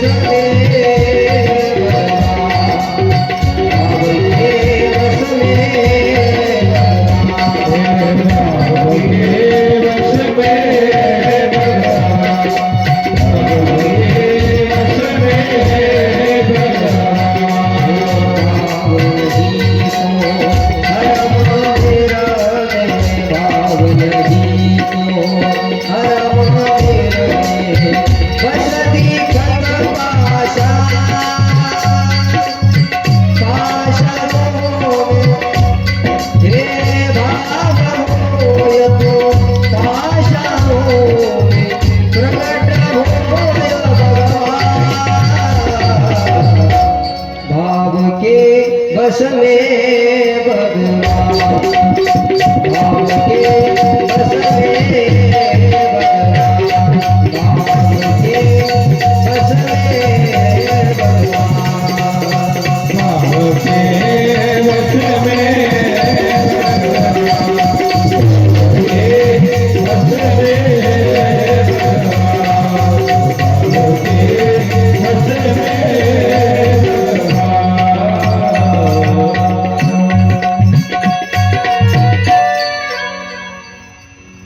भावन ही तू हर मंदिर में. मला सांगा मंदिरात काय आहे? दगडच आहे का?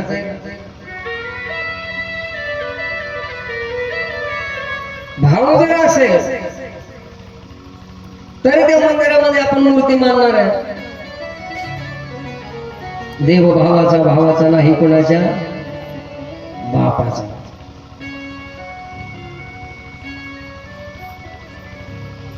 काही न लगे एक भावाची कारण, तुका म्हणे आन ढोवाची. भाव असेल तर देव आहे महाराज. भाव हो हर मंदिर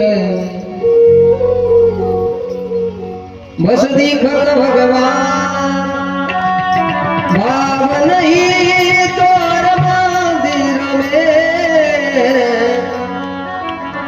दिखत सब पाषाण भाव जर नसेल तर सगळे जगडे जाईल पाषाण देव पाषाण पाहिली तुकाराम महाराजांच्या हो तुझी एकावरी पाय होती मला सांगा एका दगडाची एखादी शिळा आहे आणि त्या शिळेला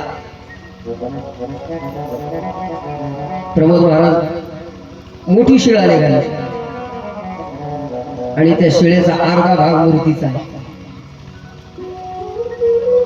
तो त्या कलाकारानं तोडला आणि तोडल्यानंतर त्याची सुंदर अशी मूर्ती बनवली लोकांनी त्या मूर्तीची सुंदर अशी मिरवणूक काढली तो अर्धा दगड रडायला लागला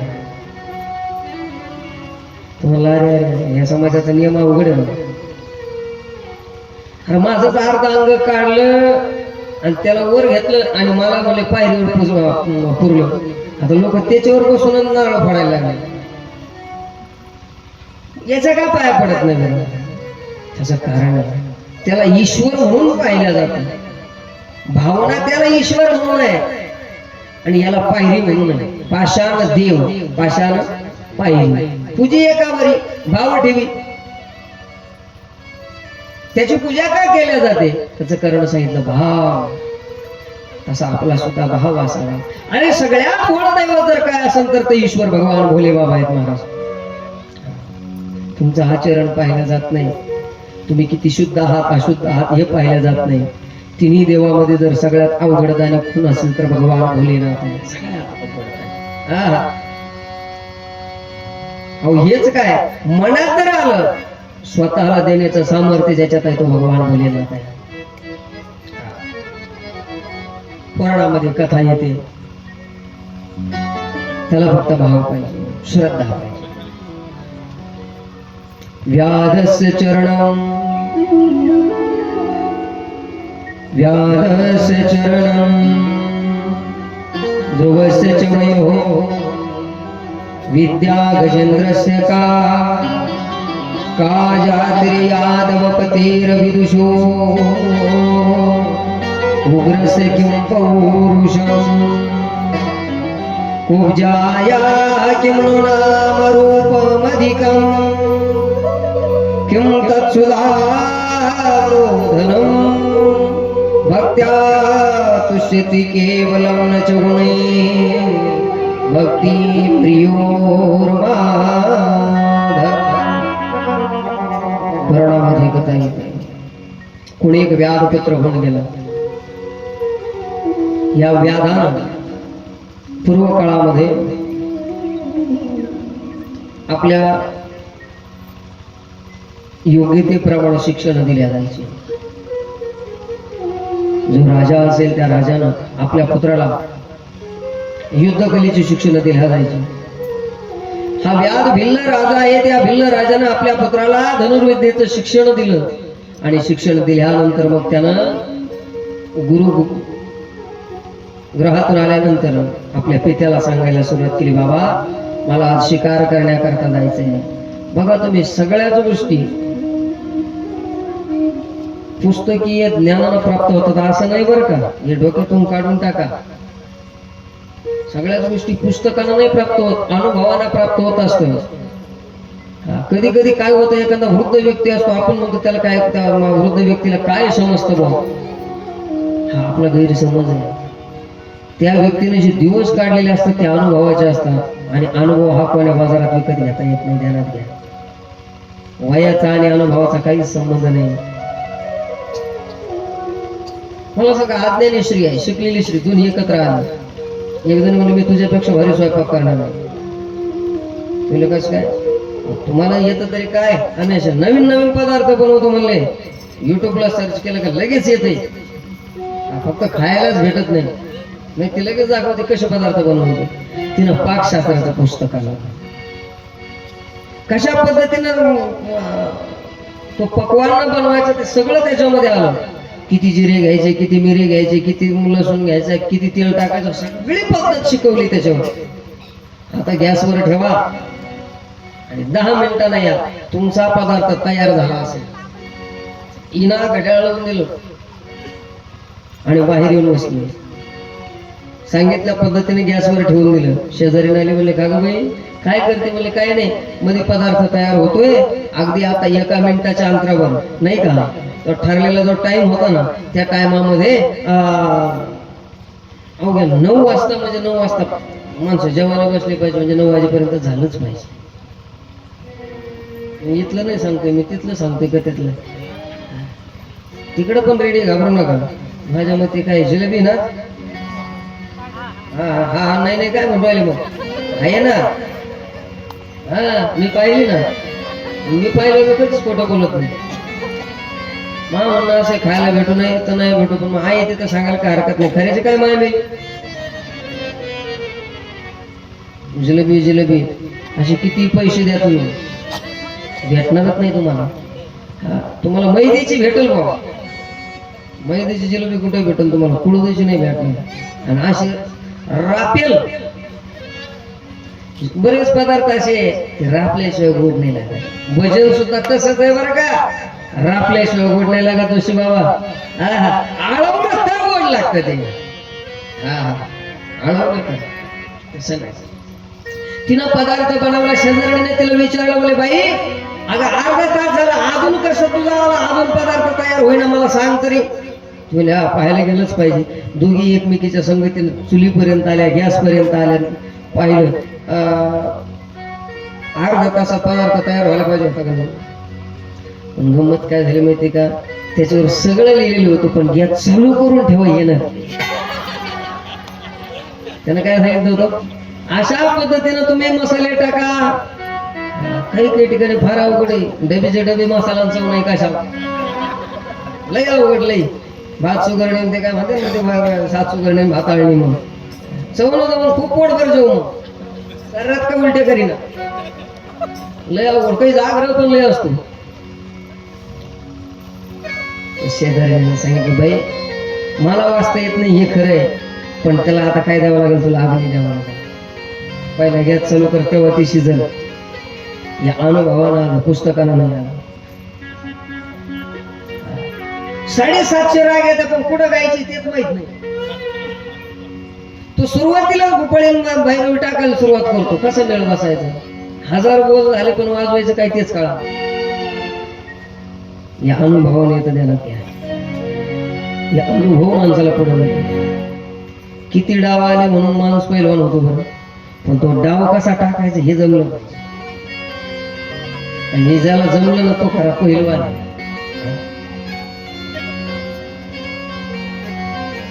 अक्कल माणसाला पुढे येते, अनुभव माणसाला पुढे येतो.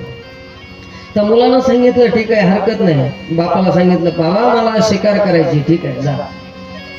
2 शिपाई संगतीला दिले, निघाले. दोघांचाही प्रवास चालू झाला. ते 2 शिपाई आपल्या घोड्यावरती हा पुढे आहेत. धनुष्याला बाण लावला, बाण लावल्या बरोबर समोर श्वापद आलेला आहे. श्वापदाला बाण मारला आणि श्वापद जीव घेऊन पळायला लागलेले आहेत. आणि या राजपुत्राने राजकुमाराने आपला घोडा आपल्या त्या श्वापदाच्या पाठीमागे लावला. जिथपर्यंत श्वापद पळत जाईल तिथपर्यंत यानं घोडा पाठीमागे लावला. शेवटी श्वापद थकलं, खाली पडलं आणि त्याची शिकार यशस्वी झाली. तो आनंदी झाला. आपण मारलेला बाण यशस्वीरित्या आपली शिकार परिपूर्ण झाली. पाठीमागून सेवक आले. सेवकांनी सांगितलं, हे राजकुमार तुम्ही धनुर्विद्येमध्ये निष्णात आहात. तुमचा लक्षवेधी बाण त्या श्वापदाच्या कंठाला लागला आणि श्वापद गतप्राण झालेला आहे. तुमच्यासारखा धनुर्विद्येमध्ये निष्णात आम्ही आज ताकद पाहिला नाही. आणि तितक्यामध्ये एका उंच टेकडीवर एक मंदिर पाहिले. त्या राजकुमाराने त्या सेवकांना विचारलं, काका हे वरती कसलं मंदिर आहे?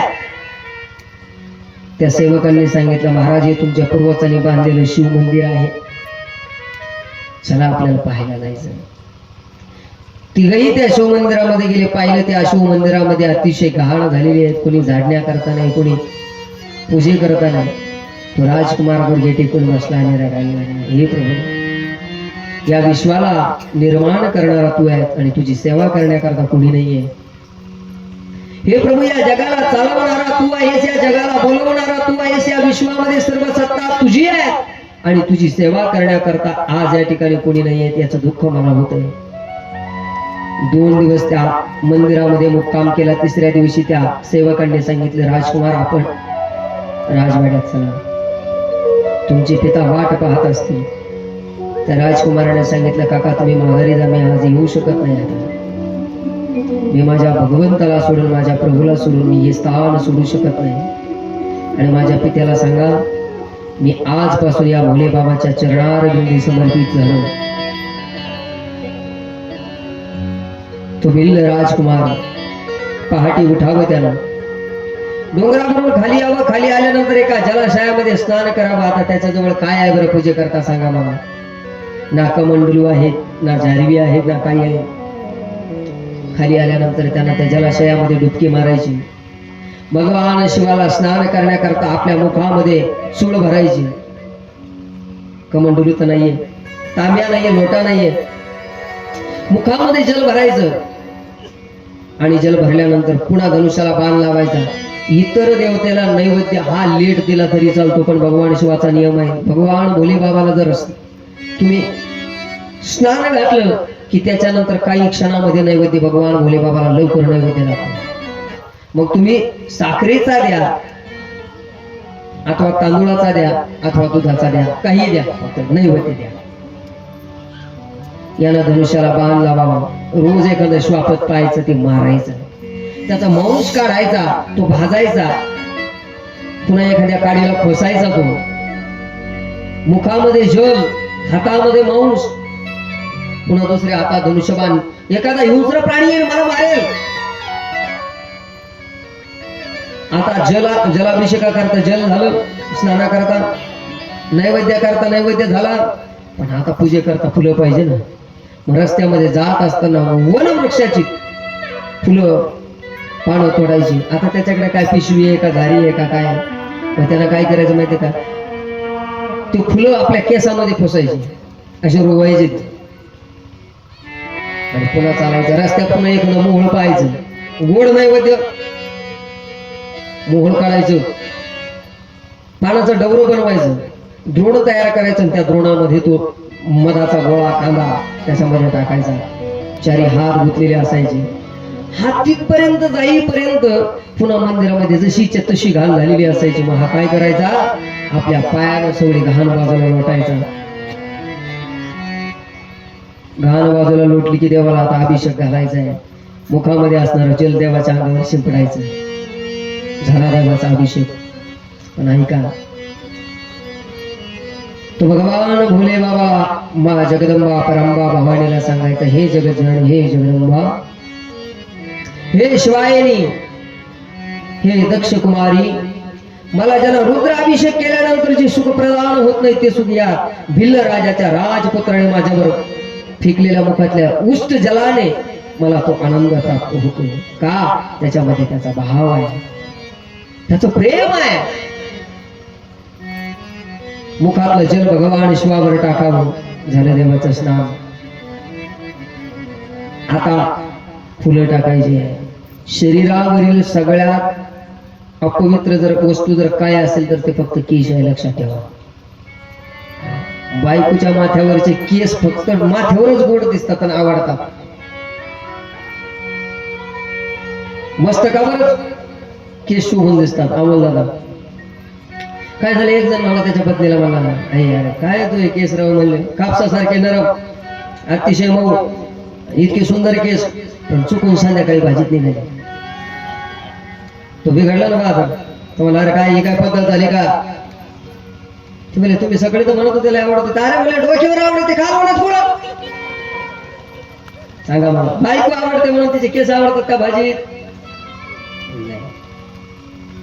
इतका अपवित्र केस आहे आणि त्या केसामध्ये रोवलेले फुलं कशी असतील आता सांगा मला.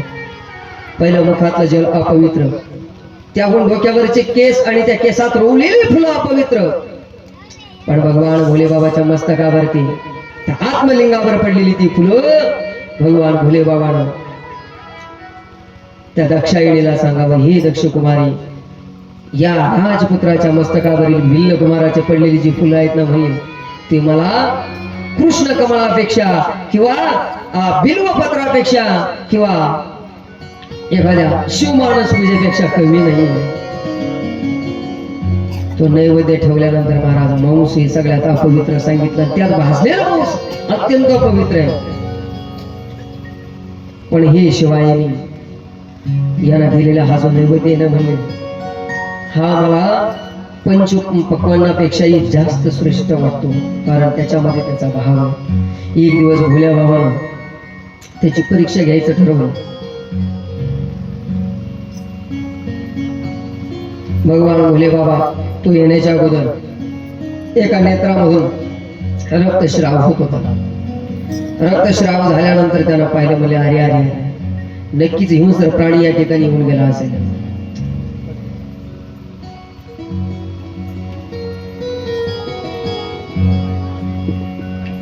हिंस्र प्राणी येऊन गेला असेल, निश्चित माझ्या भोले बाबाच्या अंगावरती त्याने चाल केली असेल, शिकार करण्याचा प्रयत्न केला असेल.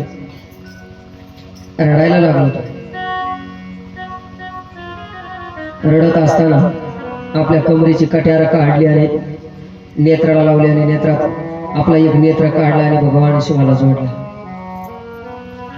नेत्र बसला, आनंद झाला. म्हणले, हे प्रभू, मला काही नाही, म्हणले मी एका डोळ्याने ऍडजस्ट करेन, पण प्रभू तुमच्या या दिव्य शरीरामधून रक्तस्राव हा मला सहन होत नाही.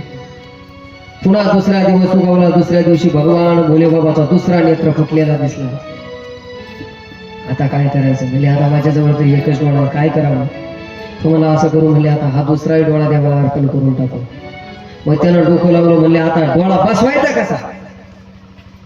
आपल्या पायाला माप घेतलं. किती अंतरावर ईश्वराचा डोळा आहे. मोजमाप घेतलं, खाली बसला, दुसऱ्या नेत्रामध्ये कट्यार घातली, डोळा बाहेर काढला आणि आपल्या पायानं माप घेतलेल्या स्थानावर डोळा चिटकावला.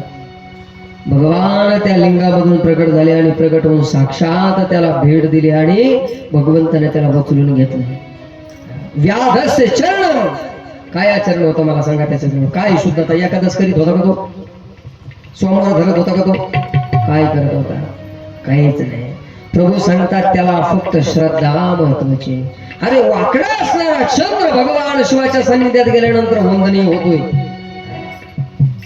भवानी शंकर श्रद्धा विश्वास रूपिनो. गोस्वामी तुलसीदास महाराज वर्णन करतात, वाकडा असणारा चंद्र सुद्धा जर श्रद्धा असेल तर वंदनीय होतो. मग आपण का वंदनीय होऊ शकत नाही? फक्त आपण श्रद्धेनं त्याचं भजन केलं पाहिजे.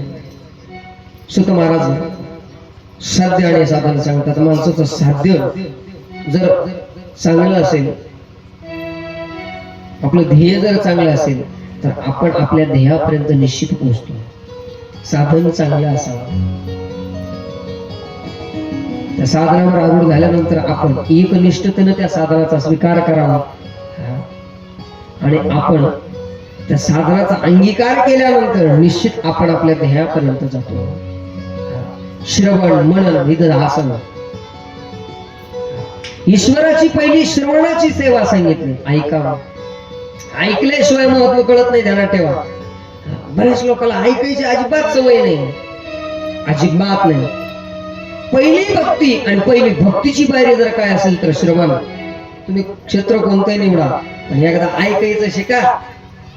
लोकांना ऐकायची उमेद नाही आहे. लोकांना मी काय ऐकू? तिकडे जाऊन रेकॉर्डिंग करीन, तो वही पेन घेऊन टिपणं करीन. हा, एकदा ऐकावं. कोणत्याही क्षेत्रात जा तुम्ही, गाण्याच्या क्षेत्रात जरी गेले ना, एकदा तुम्हाला कोणाचं तरी गाणं ऐकावं लागेल. तुम्ही इंजिनियर जरी होणार असेल ना, आपल्या भाषेत मिस्त्री जरी होणार असेल ना, तुम्ही कोणाच्या तरी हाताखाली पाट्या द्याव्या लागतील तुम्हाला. नाही का? आपल्या रोटेगाव मध्ये फेमस कार्यक्रम आहे. आमच्या सरेगाव मध्ये ना ड्रायव्हर फेमस आहे. आम्ही ड्रायव्हर सगळं गाव ड्रायव्हर. तुम्ही एखाद्या लहान पोराला जरी म्हणले ना 10 टायर चालव तरी चालली तिथे. त्या गावात गुण येतो. तुमच्या गावात असं कोणाला म्हणलं ना रच 4 इटा तरी म्हणतो पोहत आहे. तो थापाच मारित नाही.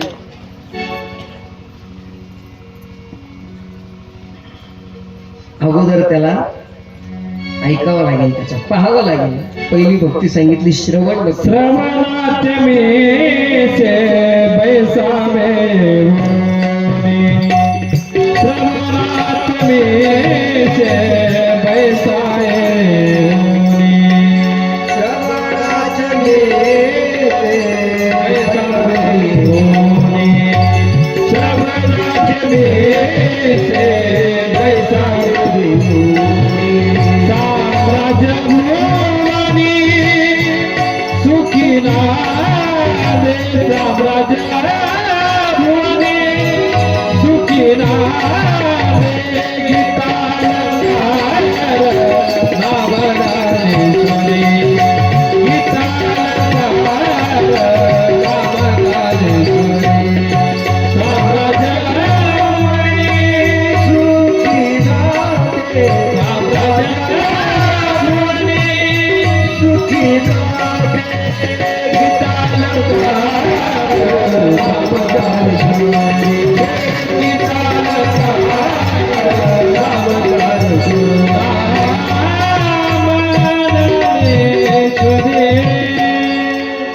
अतिशय गोड प्रमाण. श्रवणाचे विसे बैसावे येऊन साम्राज्य भुवनी सुखी नाही. सुखी व्हायचं असेल तर ऐकावं. श्रवण भक्ती. मग श्रवण भक्तीचा कसा फायदा होतो ऐका. श्रवण म्हणजे कोणाचं तरी ऐकायलाच जावं लागेल ना. मग त्या काळामध्ये सुत महाराज म्हणतात, हे मी सांगत नाही, ब्रह्मदेवाला सनत कुमारांच्या संवादामध्ये सनत कुमारांनी ब्रह्मदेवाला विचारलं. त्यावेळेस हा प्रसंग सांगायला सुरुवात केली. पहिली सांगितली श्रवण. सतसंगेन भवती श्रवणं पुरस्तात्. श्रवण भक्ती कुठे घडेल तर ती सतसंगात घडते. सतसंगमेन भवती श्रवणं पुरस्तात्. सतकीर्तनं पशुपतेरत तदृढ स्यात्. सर्वोत्तमं भवति तं मननं तदनन्ते. सर्वं हि संभवति शंकर दृष्टिपात. भगवान शिवाच्या कृपा दृष्टीने पहिली भक्ती घडते ती आहे श्रवण भक्ती, आणि ती सत्संगामध्ये मिळते.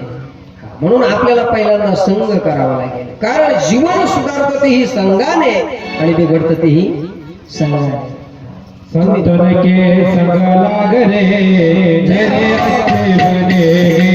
संतन के संग लाग रे मेरे अच्छे बने.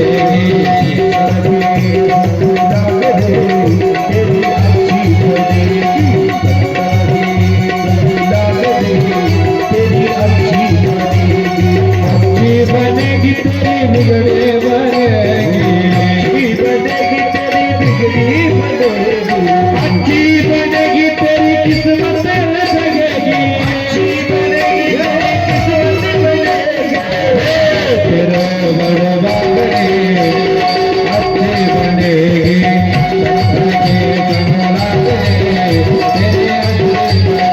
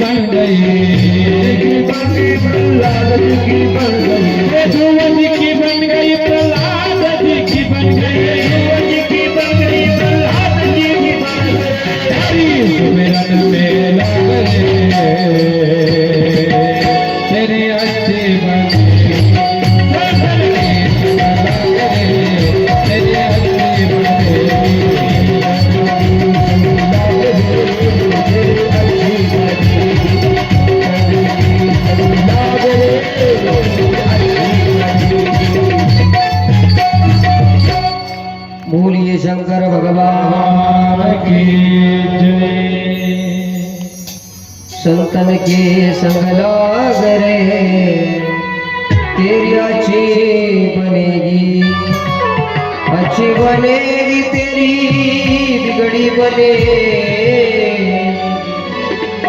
वो ये तेरो बड़ो भाग रे तेरी अच्छी बनेगी। संग जर चांगला असेल तर जीवाचं निश्चित कल्याण होतं. तुम्ही कोणाच्या संगतीत आहात,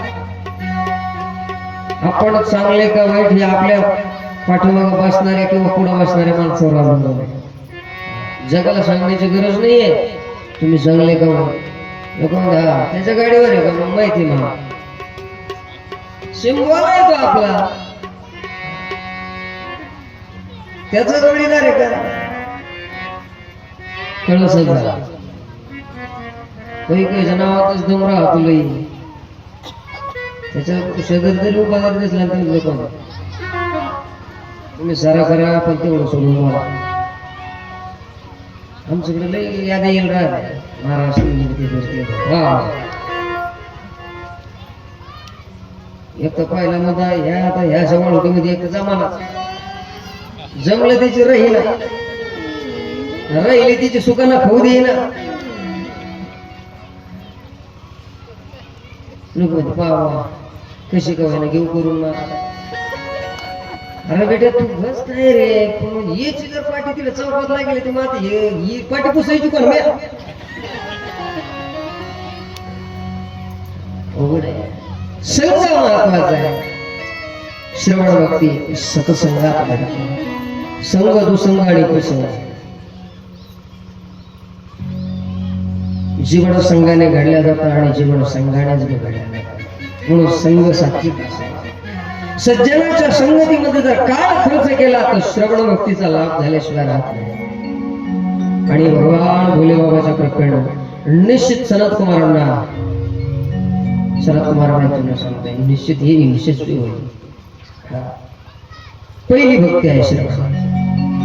श्रवणं कीर्तनं शंभो मननं च महत्तरं त्रयं साधनमुक्तं च विद्यते वेदसंमत. भगवान शिवाचं श्रवण मनन कीर्तन हे तिन्ही महत्तर साधन सांगितलेले आहेत. ही श्रेष्ठ साधन हे वेद निर्मित आहेत, वेद संमत आहे. म्हणून पहिली कथा श्रवण करावी, सत्संगामध्ये भगवंताच्या गुणाच्या नावाचा महिमान ऐकावं. नंतर त्या नामस्मरणाचं कीर्तन करावं आणि नंतर त्याचं मनन करावं. मी काय श्रवण केलंय, पहिली भक्ती तुम्ही केली श्रवण. आता उरल्या काळामध्ये तुम्ही केलं ते भजन अर्थात कीर्तन. आणि कथा झाल्यानंतर आपण काय ऐकलंय त्याचं केलं ते मनन. म्हणजे या तिन्ही भक्ती आपल्याला कुठं जर घडत असतील तर ते सत्संगामध्ये घडतात. आणि तदनंतर भगवान शिवाच्या लिंगाच्या पूजेचा आणि मूर्त पूजेचा विशेष जो भाग आहे, त्याचं जे रहस्य आहे, आपण हे उद्याच्या सत्रामध्ये पाहणार आहोत. म्हणून कारण स्वयंपाक तयार आहेत, लहान लहान मुलं आहेत आणि एकदा मुलं झोपी गेल्यानंतर काय हे की नाही, प्रसादा सगळ्यांच्या मताला लाभावा. सर्व आयोजक नियोजक सर्वांना धन्यवाद. उद्या थोडी लवकर कथा सुरू करण्याचा प्रयत्न करू, पण तो आमचा प्रवास जास्त लांबचा आहे. बरं एखादा कंटेनर मध्ये घुसला का तो 10 मिनिटं खातो नाही का. आणि प्रवास हा अवघड असतो, लांबण्याचा आहे. संभाजीनगरवरून इथपर्यंत यायला कितीही जोरात आलो तरी 1.5 तास ते 2.5 तास लागतो. आणि तुम्ही सगळे शेतकरी आहात नाही का, सगळे गाया ढोरं सगळं व्यवस्थित लावल्याशिवाय तर घर सोडून येता येत नाही. महिला वर्ग आहे, एवढं बरं पंगत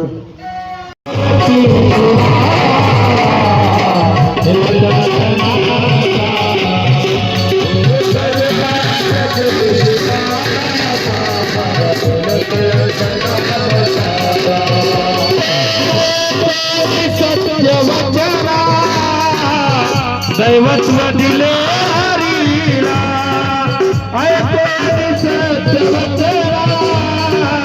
दैवत्व दिले हरीला. पाठीसाठी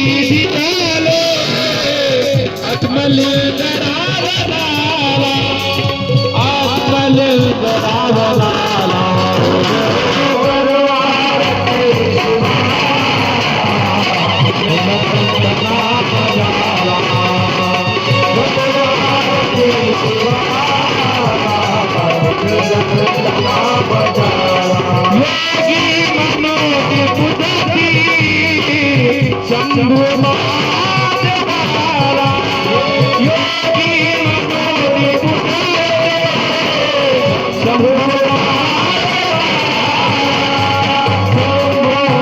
महादेवाला सर्वारती